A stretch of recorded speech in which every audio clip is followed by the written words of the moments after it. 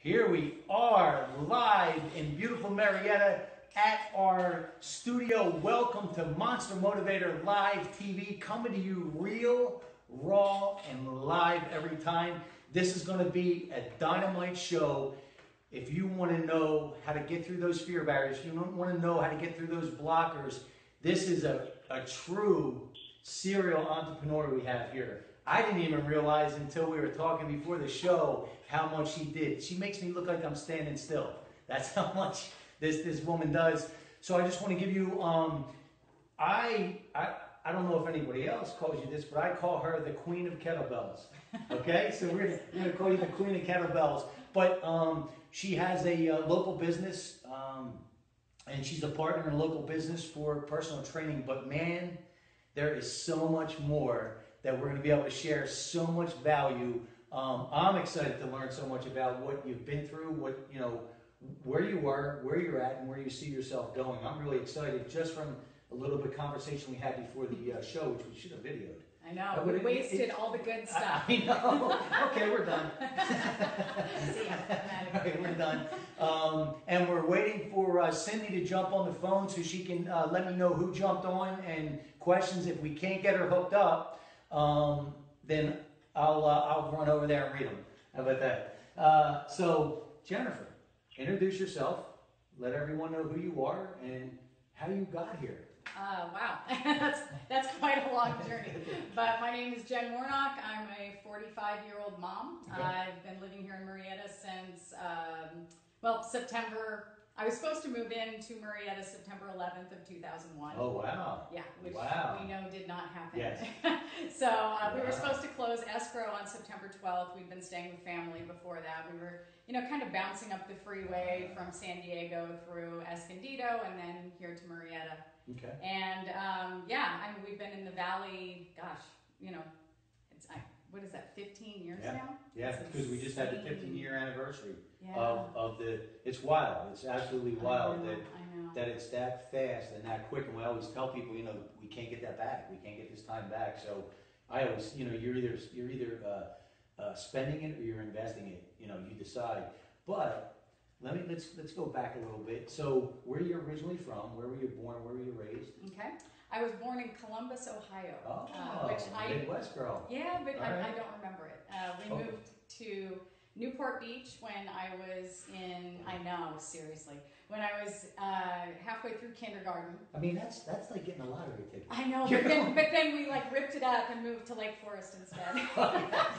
So, yeah, wow. yeah, we only lived in Newport for that 6 months. We were kind of in a transition because coming from Ohio, we had really good friends that lived out here. My parents knew them for years. So was it a job situation? Yeah, my dad moved out here for a new job. My mom was always stay at home, which was awesome for my upbringing. I wanted her to go to work so I could be free and do bad things, but yeah, she was home. Right. And yeah, so we lived in Newport for that 6 months, and then we ended up moving into our house in Lake Forest. My parents still live there to this day. Wow. And yeah, wow. That's pretty crazy. They've been there. Are they originally from Ohio? No. My mom was from Lincoln, Nebraska. My dad was from Mapleton, Iowa. Wow, so you are a real Midwest. Oh yeah, you farm boy, and wow. Yeah, and then they hooked up somewhere, That's as wasn't even Midwest in as you Ohio. can get. Yeah, exactly. Wow. So my dad was always self-employed. He kind of taught me that self-employed mentality, even though I didn't know it was being put there. But I ended up.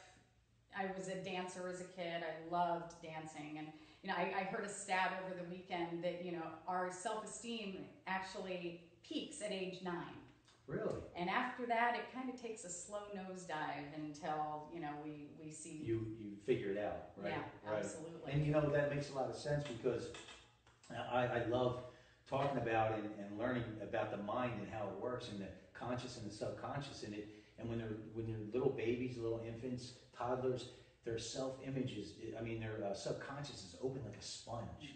Everything, they believe everything that they hear, good or bad. So it makes a lot of sense. I wouldn't think, I would have bet though, I would have thought that it would have been a little older, but I didn't realize it was that young. That's pretty. And I can kind of see it even with what happened to me. I started dancing at age 3. My parents had pictures of me up on stage like this, right in the middle, man. I had to be the center of attention. Yeah. And, you know, I did the talent show route and that kind of thing. And, you know, as I got into high school, I mean, when I heard that stat this weekend, I went, wow, you know, how true is that?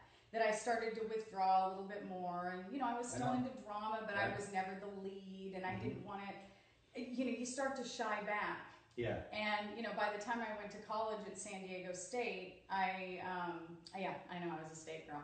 Wow. Us and ASU, right? Party Central.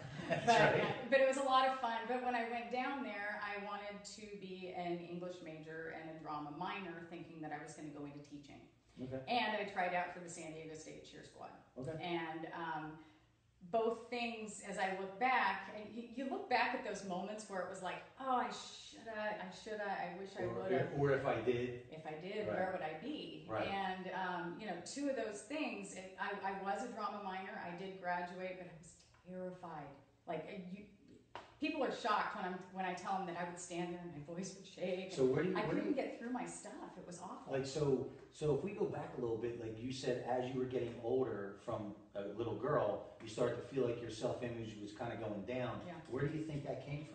I don't know, stuff at school, just popularity, just normal other kids beating on you. Yeah, and you start to question yourself. Well, yeah, you know, if you're not the popular group, or you don't make the cheer squad, or whatever else is happening, and it's just those small dents in your self-esteem that all of a sudden you end up 35 and you're like beaten down. Yeah, you're just, it's just and you don't know when it happened. Yeah, it's just because you're right. You know, it's not that one thing. Usually, it's over time. You know, and I get asked this all the time because I'm the fear barrier guy, right? Have you ever been bullied, or what are you afraid of? And my answer really is everyone's been bullied, right? But there's always been an older kid, an older crowd, older crew in your neighborhood. You know, everyone's been bullied, maybe different levels, different things, right? But I think everyone that's lived life, unless they lived under a rock, has been bullied one way or the other. And people, you know, I hear the same question is, well, what are you afraid of? And at this point in my life, over the years, I can honestly say I'm terrified, completely and utterly terrified of regret. I don't want to leave anything on the table because I don't know if I'm here tomorrow. I just want to be able to, whenever this ride is over, I want to be able to say I did everything I possibly could at that time. You know, so that's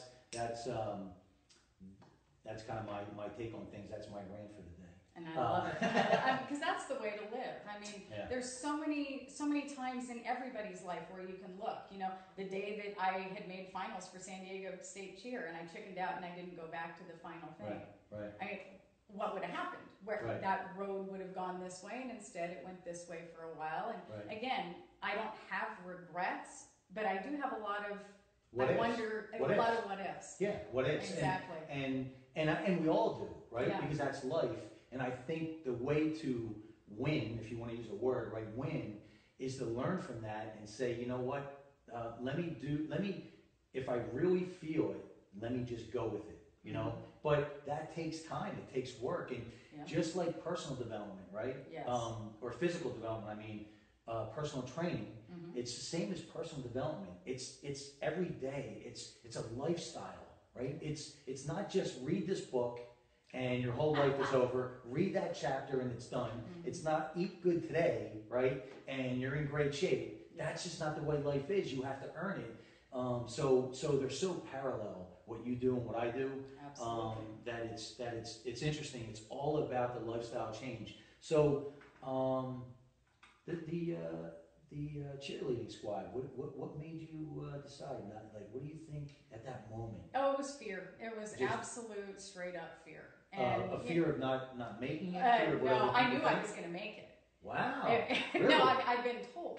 The coach saw me at the gym. And that's even more interesting. Excited. Okay. Well, but he wanted me to be a flyer. They wanted to throw me. Yeah. And in high school, I wouldn't let him do it. Oh. And I looked at him and thought, no way is that going to happen. Okay. It was so out of my comfort zone. I had a fear of heights. Okay. It was a fear. And I mean, I knew it was a shoe-in. I was going to go in there. I was going to be on the squad. Yeah. And because because I had that run-in with him that night, you know, another, darn, what if I hadn't gone to the gym that night? You know, I would have had to buck up and, you know, because now, here I am at 42 years old, my daughter was in competitive cheer, they had an adult team, and guess who was a flyer on that team? Wow. Yeah. How about that? I faced it. It took me a long time to do it, but I did face it, and it wasn't awful. Right? When it was you look fun. back, yeah. It's that big green hairy monster. It was, and I'm glad to say that I did crush it. Yeah, that's it awesome. took me a long time. That girl. But you know, that was when I got out of all. I mean, my stories. You know, I went from state, then I decided that teaching wasn't really where I wanted to go, especially with teaching kids. Okay. I'd started to go through my teacher's credential. It just it wasn't. Didn't have enough juice. It didn't. And it wasn't. Yeah, I couldn't imagine waking up at 50 years old going, yes, I want to go back to school. Right, and you know, looking now, right, I know a little bit of your story. It makes so much sense because ultimately you have the DNA of an entrepreneur. Yeah. See, and it's just, and there's not right or wrong. It just is what it is, right? For us to work for somebody is like suffocation, right? Yeah. It's like suffocation. You know, I tried it early on and it did not go well. Yeah. It did not go well. I had a lot of different jobs. Yeah. So you faced your fear. You finally got through that. How'd that make you feel? Awesome.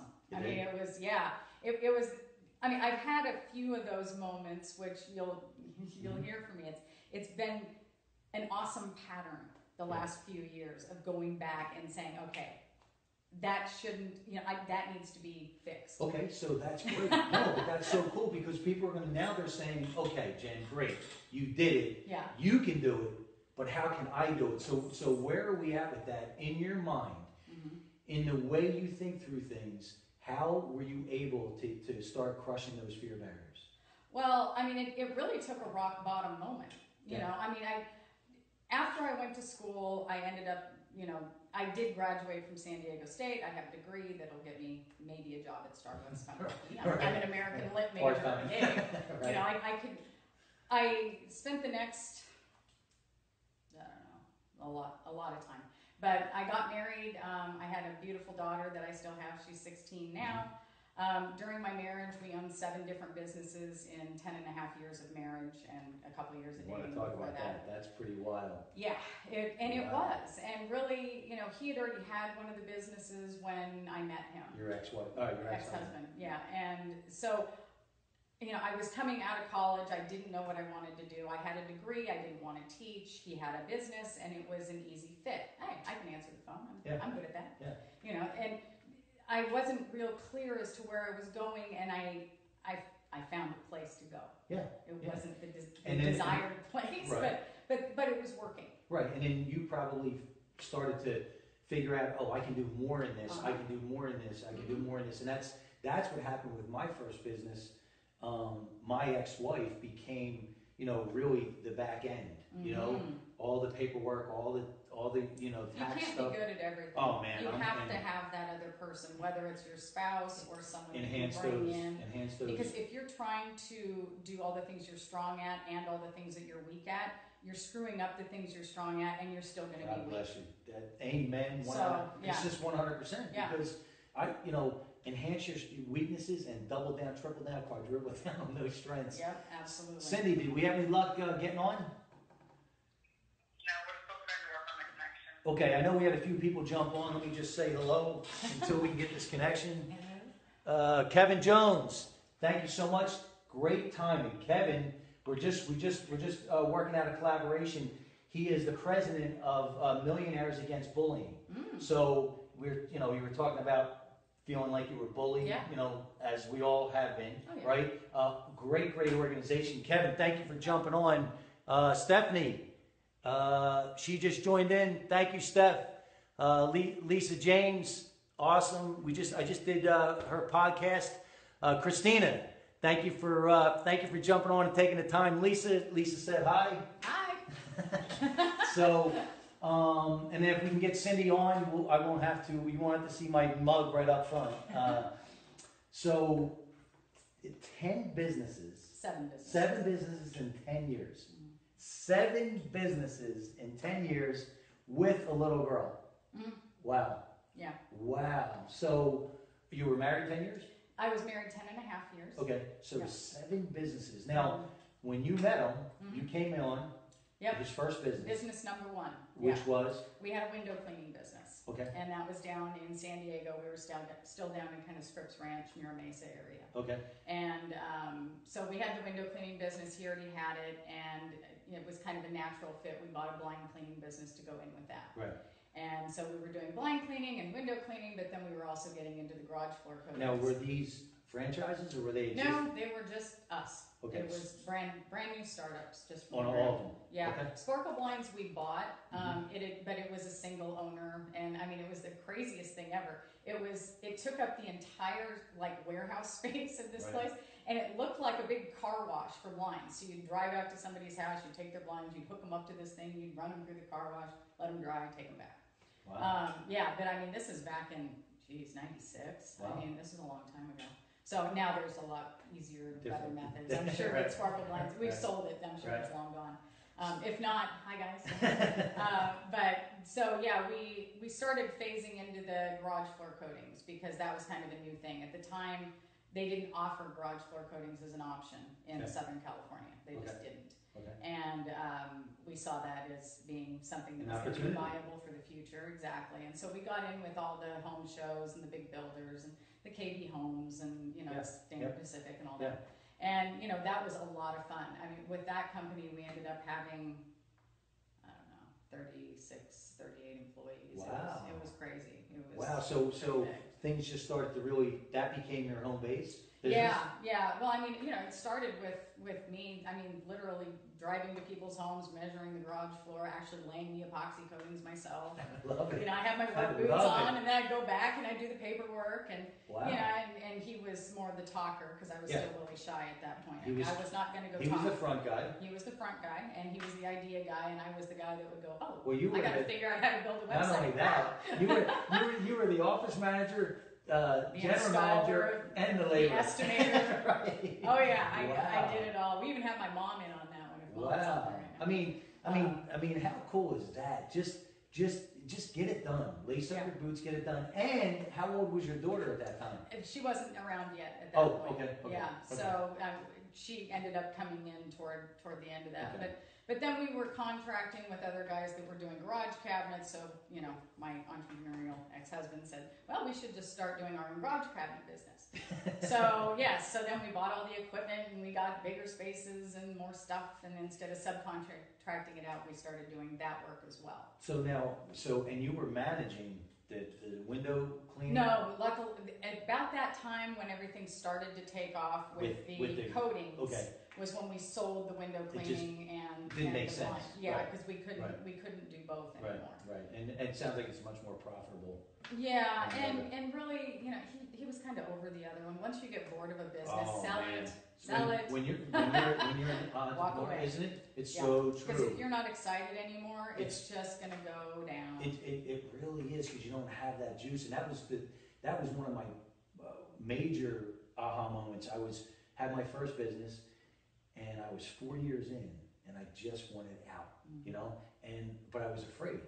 What else am I going to do? Make it really good money. High school dropout, that whole nonsense that you tell yourself.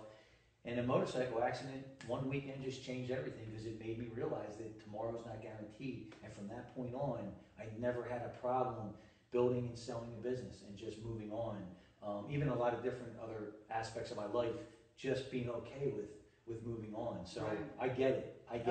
Yeah. Absolutely. And we get when you make that decision, though, I'm telling you what, your subconscious starts figuring out ways to make it happen.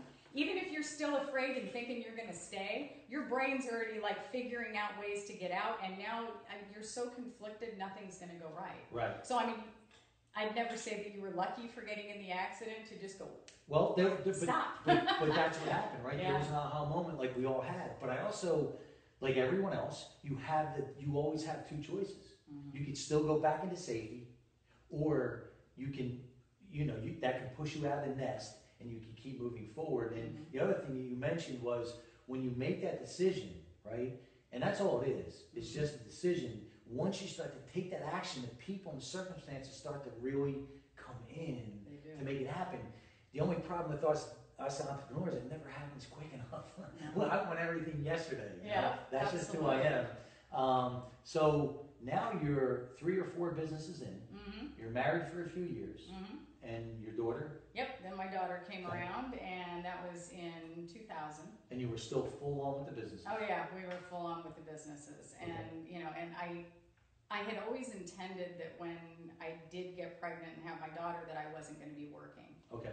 And so, you know, at this point we had 36 employees. I had a guy that was doing payroll. He was family. He was very trustworthy because that's scary. Very scary. And he's a phenomenal guy. And I mean, I could trust that. But then, you know, he took a turn for a different job that he was more passionate about, which you can never, ever blame somebody for. You have to embrace that. But at that point, I was kind of forced to come back. Okay. And so. And how old was your daughter? She was a year old at this point. Okay. So, you know, she came to work with me a lot in the times that I could. And, you know, I left her with friends, and that kid was not going to spend a day in daycare. That was not the way. There was no option. No, There was just no option. Yeah. Cindy, any luck?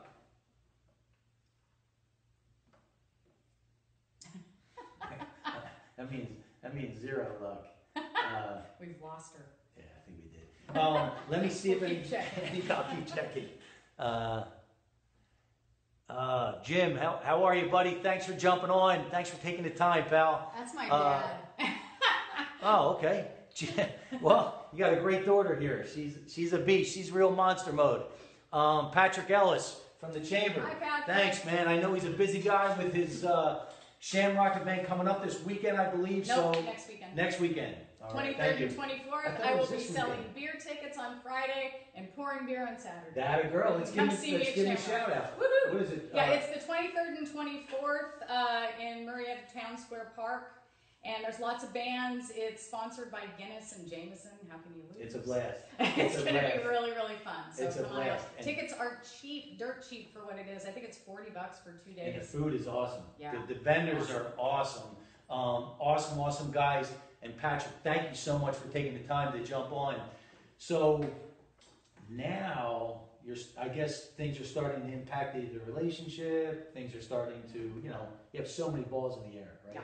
You know, and how were you feeling through all this? How were you well, I mean, managing it? Because, you know, again, people want to know, like, man, how were you able to do that? Yeah, I mean, it was just kind of what we'd always done, and so Riley kind of fit into it, and we had her staying with family, but I wasn't terribly happy about it. And you know what? Let me ask you this, and I pretty much know what the answer is going to be, but when you're in it, right? When you're in the thick of it, you're just doing it. You're just doing what has to be done on a daily basis.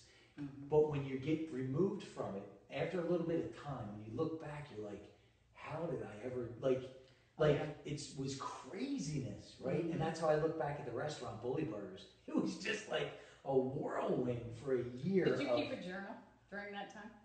No, I didn't. I should have done a video blog, right? Because this thing would have went viral, and we'd all be on an island, because it was wild from the minute. I mean, just full on. So when you look back, do you see that? Well, it was survival mode. You went from day to day to day, and you know, it just wasn't where I wanted to be, and business after business after business, it wasn't where I wanted to be. It was just, okay, this is what we're doing today, and I went, okay, I got a new hat to put on today, and let's figure this out. And so 2010 hit, and things were definitely rocky in our relationship, and they had been for a long time. And the economy. Yeah. And you know, quite honestly, I have to thank my parents. It's kind of cool that my dad's on here right now. That is cool. You know, it came to a head at the end of 2009 around Christmas time, and both my parents kind of looked at me and said, what are you doing? And I was literally there because I was taught that, you know, you stay, and it wasn't like they taught me this, it was just this idea in my head. My kid doesn't go to daycare, and she gets a mom and a dad until she's 18. Right. Whether they're awesome or they suck, she gets a mom and a dad. Right. But really, you know, their point to me was that give her the best of what you can give her. Right. You know, if this isn't working, don't show her, don't model this that becomes the rest of her life. Right. And don't be afraid, and we'll help you. Right. You know, get out, run now. And here's what, but here's what I want to point out, right? Yeah. Is people are in that circumstance, they're in that situation, or they see somebody that is, and they always say, why can't she? Why can't he get out? You know why? Because it's so hard to see the picture inside the frame. See, when you're in that picture, you can't see it all. And that's why I asked you the question. When you finally get back and you can take a breath and you look, you're like, I did what? Yeah. For how long? For what? You know. Yeah, so, it's like looking at an apple tree where you thought the picture was one apple, and you back up and you're like, holy cow! Right. Right. Look at how big and massive this was, but this is what you saw that day. How am I going to feed my kid? Where am I going to live? Do I have to move home? This is scary. Right. It was so massive for me to think about until, you know, I didn't have to get into an accident for it to happen, but it was that same crossroads moment of, are you going to do this for the rest of your life? Right.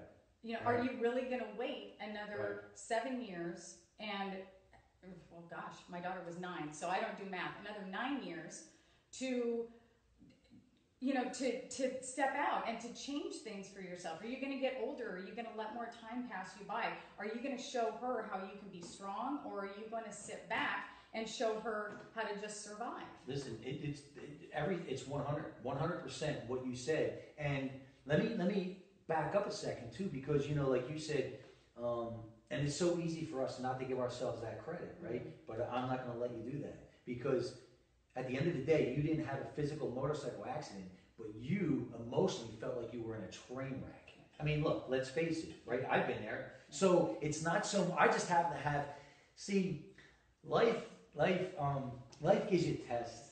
And some people, they only need a little rock to fall on their head. I need a cinder block sometimes to fall on my head. And that's, you got a big head. Yes, it's, thank God, it's got me through a lot of craziness. But at the end of the day, if it's physical, if it's not physical, if it's emotional, it's still a train wreck. It's still, you know, you're still getting through that emotion. And also, you know, I was told this a long time ago when I was going through my divorce, and it never left me. There's a process. There's a mourning process. Even when you sell a business, right? Oh, yeah. And you can sell it on the high end. There's still a mourning process. A relationship. If someone didn't die, it doesn't mean there's not a mourning process. And that's always stuck with me, and it makes it okay. The difference is, are you going to draw that line in the sand? When does that mourning stop? When do you get your life back on track? And I think that's where it gets foggy for so many people. And I think you've probably heard me say this, is victims never win. Yeah. Right? So you have a choice. You're going to be a victim or a victor. So I love that you talked about that, because it's real. You know, what your life is real. Oh, yeah. And so many people, right? It's crazy real. Right? You're like, man, pinch me. Yeah. You sure I can't wake up? Yeah, no, I swear. I wake up some days and go, wow, how did I get here? I don't know how this happened. But I love the moxie that you have to get through. And you know this, it's not about you. Your story's not about you. It's for those people that you're going to be able to help, because you made it through, and it's almost an obligation. So now you're going through, we'll fast forward, you're going through the divorce, right? You made that decision. Yeah, I made that decision. And I mean, it was a while coming, but it was that, that cutoff moment. Do you remember that? Oh, yeah. So you said clear. Oh, you clear just knew. That was it. Me too. Yeah. You just knew that was it. Mm-hmm. Okay. Yeah. So how much easier did it make it? Not that it's easy, but how much easier did it make it once you made that decision? Well, a heck of a lot easier. Or I should say clear, not easier, right? Well, nothing was easy. No. But, you know, once the decision is made, then you can deal with it. Yes. But when you're wrestling with something and you going keep, back and forth. you know, because quite honestly, you make a decision all dang day long. I make a decision, like let's say, okay, I'm making a decision, I'm gonna go get froyo when I leave here. Right. I shouldn't do that because I'm trying to work on my nutrition, right? But I've already made a decision, yes, I'm gonna go get froyo. But for the next 20 minutes, I'm gonna talk myself out of froyo. Yeah. And that's what we do, is we know. We know way down deep in here exactly what we should do, right? Yes. And I mean, meditation, whatever it takes, of sitting and just, you know, really thinking clearly. once you make that decision, you're going to try to talk yourself out of it because decisions are scary. The comfort zone is, it may be called comfortable. There is nothing comfortable about sitting in a comfort zone. And it's the enemy. There's no fun there. It's the enemy, Yeah, right? Because you're either moving forward or moving backwards. So I love everything that you're saying. We're so on. Might even find a spot as a co-host for you soon. I love it. I love the energy. So you made that decision. It didn't get easier, No. right? There's still a hard road to toe, but it got much clearer. Once you make that decision, it got much clearer. And she couldn't define it then, I'm sure, but who you surround yourself with becomes your reality. You happen to have a great foundation, right? Your family that said, listen, this is not healthy. Yeah. This is toxic. This is not good. But then you made that decision to move forward. So now you go through the divorce and you're a single mom. Yeah. Right? Okay. How long of a window? Well, it was, I'm still single. I have. Yeah, just no paperwork on it. Right, exactly. No ring, no papers. But, and that's perfectly fine.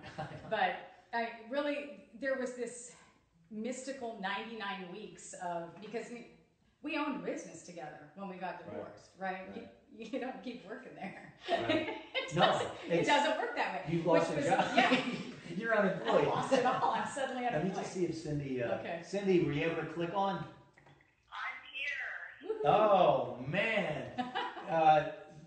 That's good because they're tired of seeing my mug so close up to the camera.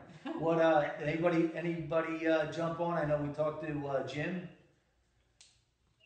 So we have Lisa James, Kevin Jones, Yep. Terrell Brown. Yep. All right. Terrell?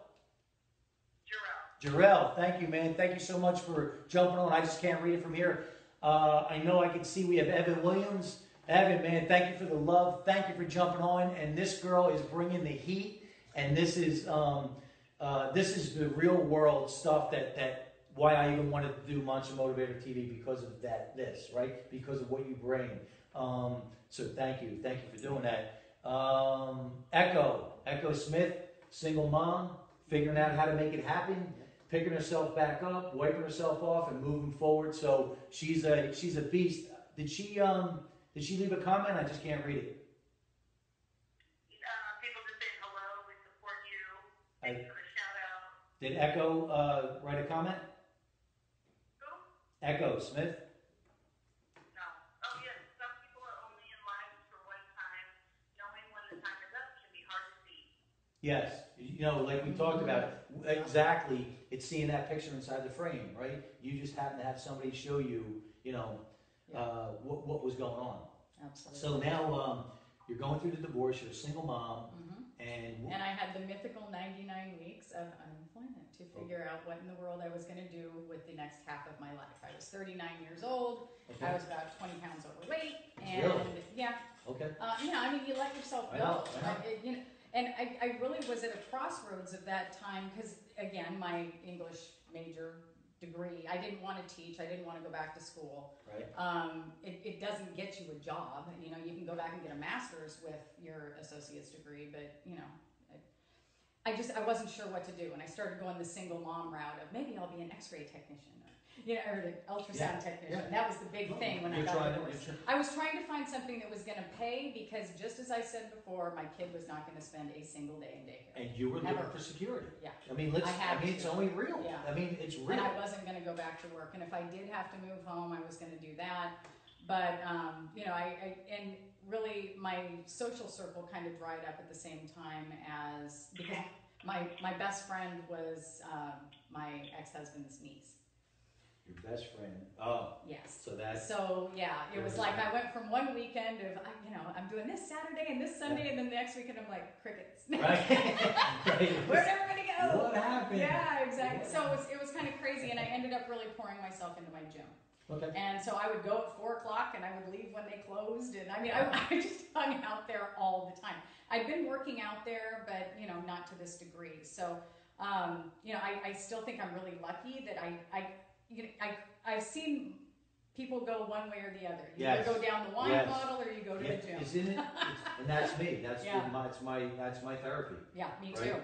That's my That therapy. was what I needed. Right? And luckily I took the healthy Wow. route instead of That's the great. unhealthy. So I Great. ended up losing that weight, feeling amazing. I never wanted to leave the gym because that's where all my friends were. So what do you think made you take that? Because people ask me all the time, right? Why? Quite honestly, Yeah. I don't think it was me. Okay. All my drinking buddies were my ex-friends. Oh, so they were just no one around. Yeah, so the only friends I had Yeah. left happened to be at the gym. Right. It was luck. And look, let's face it. Because I still drink wine. It's not like Of course, I quit yeah. drinking or anything. No, But yeah. But that makes sense, and also let's be real. It's different for a woman than it is a man. Like it's easier for me to go out to a bar by myself Yeah. Oh, than a woman. So that's the other thing, Yeah. right? So it's easier for you to walk in the But gym. you know, by what yourself. you were saying too about the people you surround yourself with is absolutely critical. I Isn't don't it care if you're in a crux or just in a normal life. Right. You know, the 5 people you hang around, you are going to fall right in the middle of that.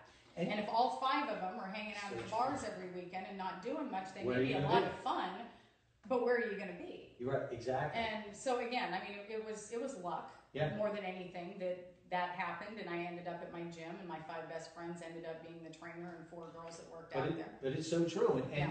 and I tell people this too, is, it's so glad you went there, is environment. If you don't think it's that powerful, well, if me and you were born in England, I wouldn't sound like I'm from Jersey, and you wouldn't sound like you're from Southern California, Exactly. right? You wouldn't, Yeah. just wouldn't do that. I wouldn't talk so much with my hands, Yeah. right? I'm a It would, talker. yeah. But, so that's how powerful environment is. You actually, you become that environment. Right, you become that environment. So it's so cool that you went down that road. So now you're a single mom. What did you wind up doing? Well, what ended up happening was I made myself very useful at the gym. Okay. You know, Louis is the owner of the gym. You know, I became really good friends with him.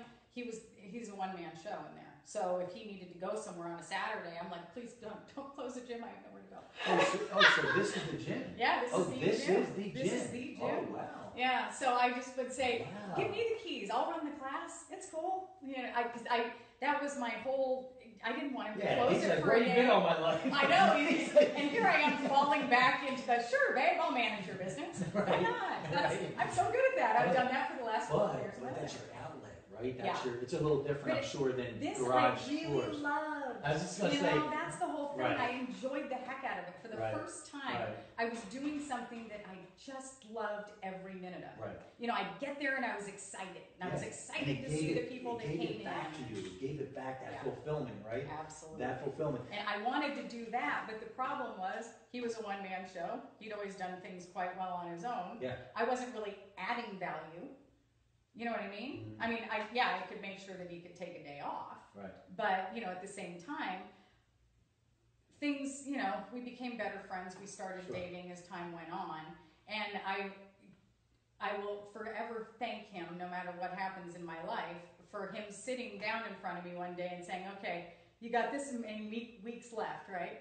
You know, don't feel like you're stuck here. Don't feel like you have to do this. You have a decision for once in your life of what you want to do. Choose it. Wow. And I said, but I don't know what that is. And he goes, well, you got some time. Figure it out.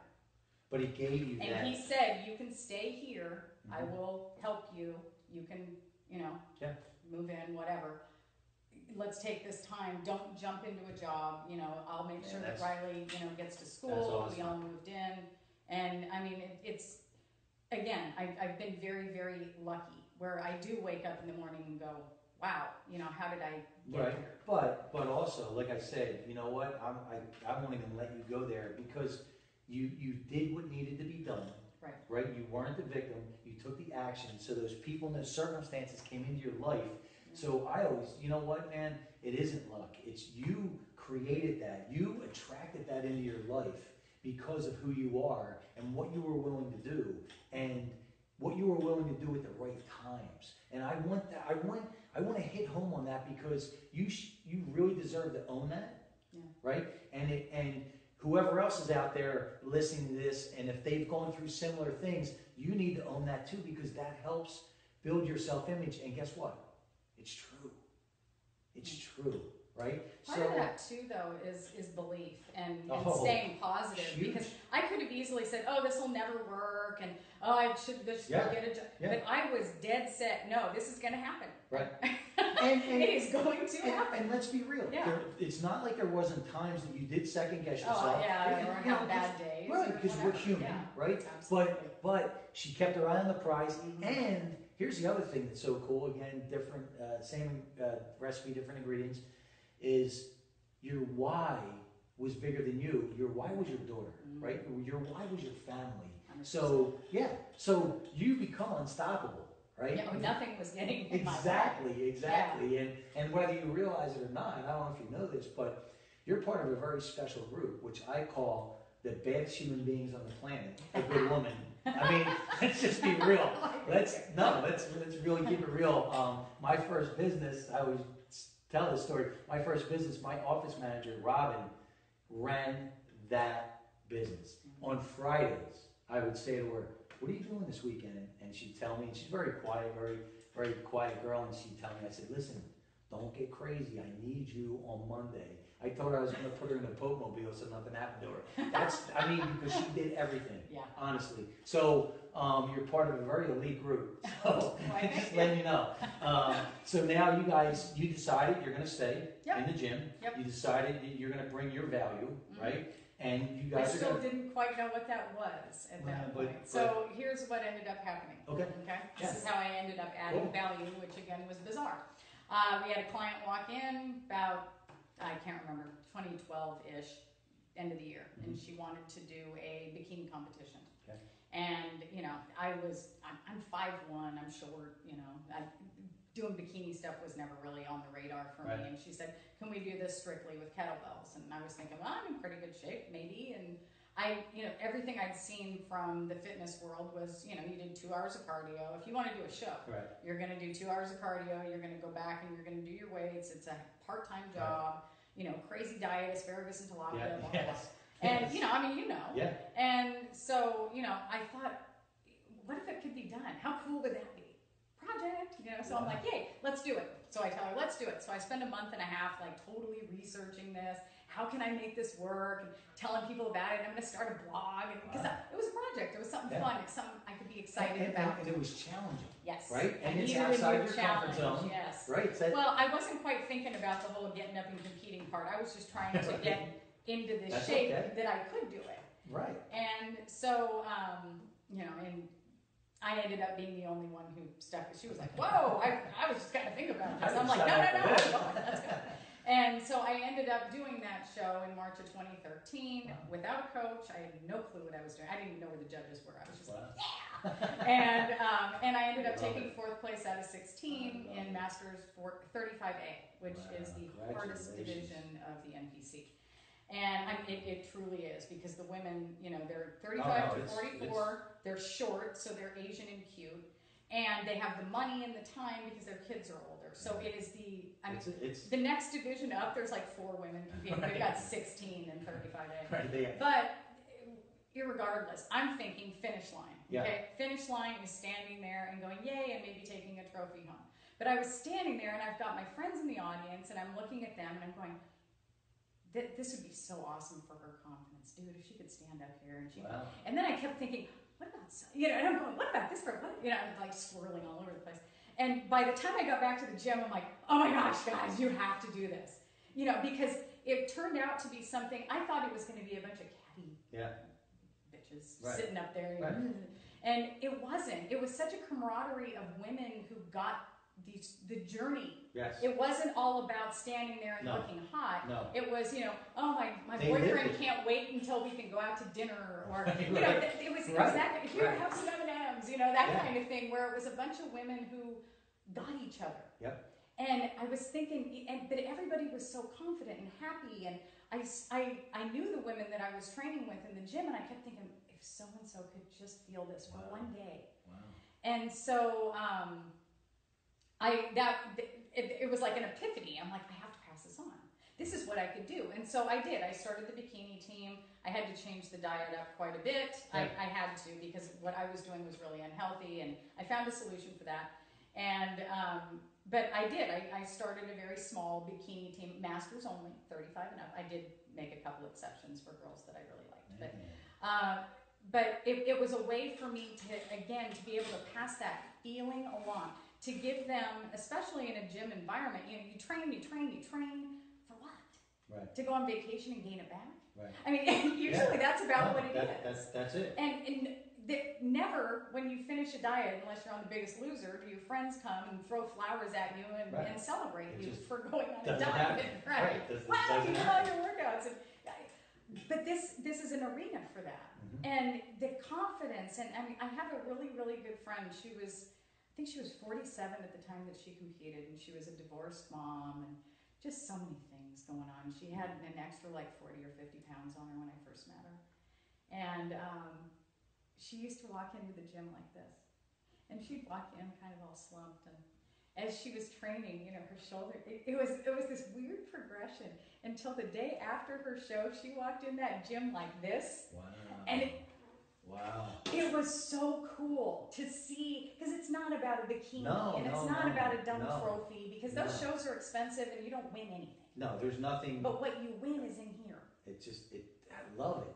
And it was so fun. But what ended up happening, and I don't have the bells anymore, so don't think that I have a bikini team, because I actually did end up stopping it, because what was happening was I was leaving too many people out.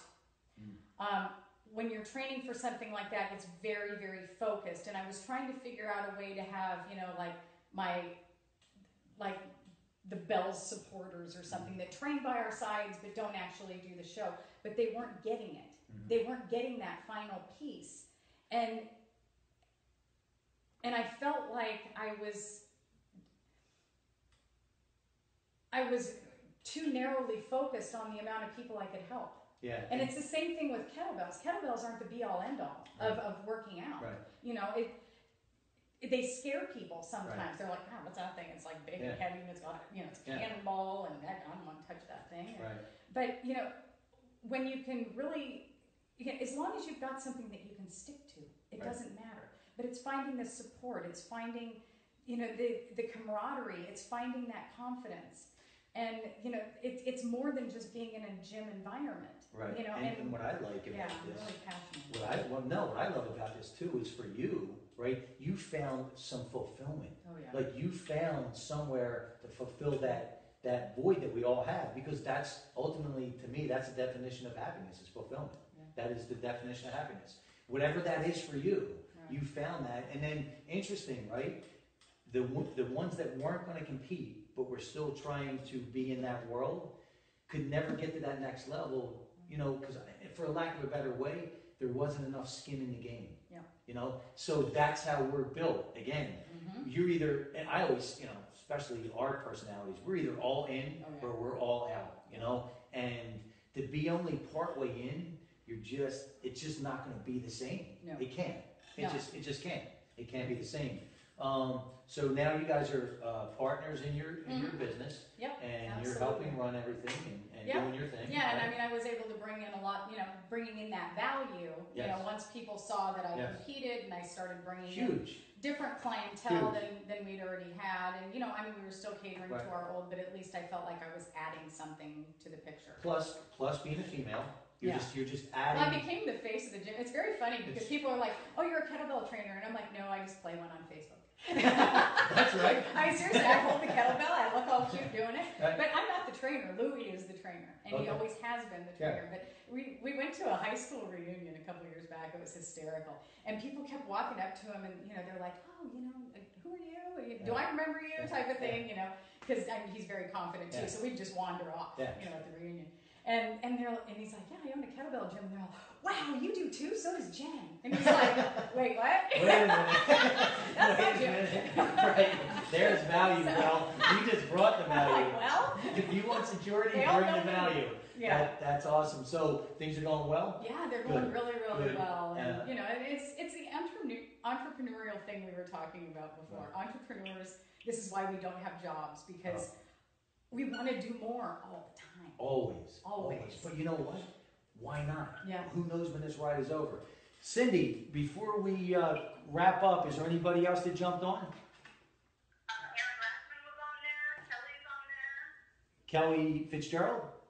Yeah. Hey, Kay, what's up? Glad you stopped by. Glad you jumped on. She's the actual publisher of my book. Oh, awesome. Awesome girl. Killing it out in Arizona. Thank you for jumping on. Big Aaron. Thanks, pal, for taking the time. You know Aaron, right? From the chamber. Anybody else? Okay, cool. So, is there anything that I didn't talk about, I didn't touch on that you want to talk about? I mean, really, everything that I do, like you were talking about, is to help somebody else. I have a big Facebook presence. A lot of the people I train now literally aren't anywhere near Marietta. I train people in Canada. I train people across the United States. Some with kettlebells, some with just nutrition, some with just, other stuff. Sure. And, they see something in my story. Again, I don't post stuff on Facebook just to go, look at me, Right. It's more, it's that one person who happens to see that day, that it was written for them, and I don't know who that person is. I can't motivate anybody to do anything. Right. Hopefully I can inspire somebody to go, you know what, that crazy chick, if she can frickin' do it. Right. Especially my high school friends, that remember me being all mousy and not wanting to do this and being too afraid to do that. Wow. And they look and they're like, what the heck? I mean, that's so polar opposite, right? Yeah. Oh, your self-image just completely blossomed. Yeah. Right? Because you're so reverse of that. You're really a type A now. And who knew? But it was so really suppressed. Oh yeah, right? It was suppressed for years. For years. I mean, I hid behind that 20 pounds. Yeah. It was easy. Yes. It was very easy to not be vulnerable. And now this vulnerability, I'll have people, and they'll kind of private message me and go, I can't believe you just shared that. And I'll probably get them today. Yeah. About I can't believe you would talk. But you know what? I'm very confident in who I am. I'm very confident in my journey, and I know that there's people that are hiding. Yes. Because they're too afraid, because they think that it can't be done. And I'll tell you what, if it can be done in the world, it can be done by you and me and everybody else. If it's possible, it's possible for us all. Amen. And it's finding somebody you resonate with. Find a coach. Find somebody to confide in. Find somebody. But if you've made a decision, you've already made it. If you've been struggling with something, just sit down for 5 minutes. You've already made that decision. Your brain's already figuring out a way for it to happen. Just let it go. I love that. And that's something that is so I work on every day is letting it go, because you become that control. You want to, and it's interesting that Kelly jumped on because we talk a lot and she tells me that just let it go, let it breathe in through your nose, out through your mouth. And that's why the gym is my zen, not yoga, right? Yeah, that's just who I am. So where can they find you on social media, your website? Where can they find you? Best is my social media. I'm Jen Warnock on social media. Okay. Or I guess Jennifer Warnock, but I'll be in the link there somewhere. And you can also find me at Cutting Edge Kettebells. We're off Innovation Court, off the Sky Canyon Loop, off Hot Springs and Winchester. Okay. We have a bunch of websites, but my social media, I kind of live on Facebook. That's where I'm me. Me too. And, it's just where I can share. And sometimes I'm just really, it's my therapy when I throw something up there. Sometimes I throw up exercise in the morning before your brain figures it out. That wasn't for you, that was for me. Exactly. No, that's it. That's it. Same with a lot of my messages. It's that reinforcement. Yeah. It's that, like we talked about, that lifestyle. Oh, yeah. Right? It's that lifestyle change. And if you can't find her, reach out to me. I know where to find her. So we're connected on the social media. I think, are we connected on Instagram too and Twitter? I think so. Okay. So anyway, guys, we're gonna, as you guys know, we're gonna reshare this. So Jen's gonna be able to reconnect with you guys if you have questions, if you have comments, if you just want to talk. I'm sure her door is open, right? And I think we had one more person jump on, Cindy.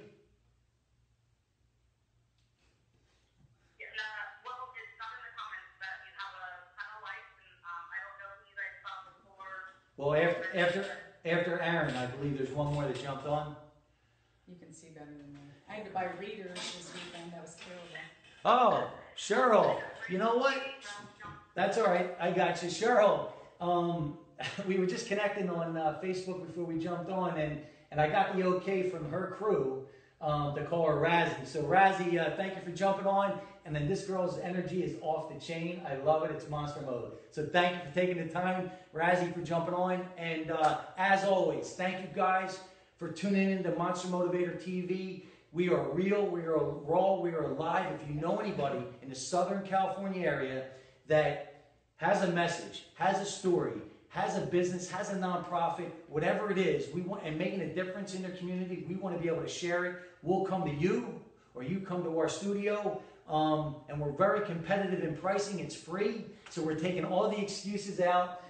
We want to crush those excuses. And guys, thank you so much. Thank you for the support of the book. Knock Fear out in the first round. And as always, keep making it happen. Monster Motivator style, baby. Ah! Can we get you to do it? Ready? 1, 2, 3. Ah! That a girl. Awesome. Killed it, girl. Killed it.